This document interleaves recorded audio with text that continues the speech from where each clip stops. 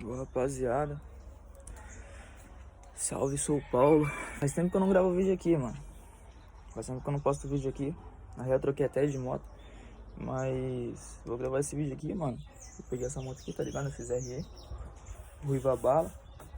Eu tô gravando esse vídeo aqui, mano, porque eu pesquisei no YouTube já o que poderia ser e eu não vi ninguém se queixando desse barulho, tá ligado?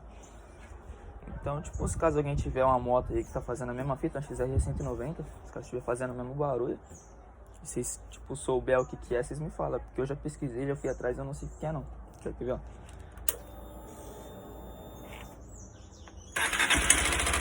Liga esse barulho, mano.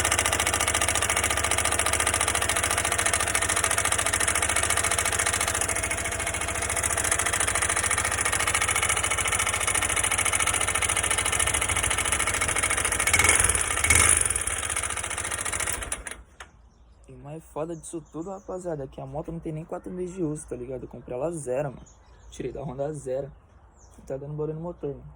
Aí quem souber aí de alguma fita, dá um salve aí se algum mecânico estiver vendo o vídeo aí também. E nós estamos juntos, rapaziada.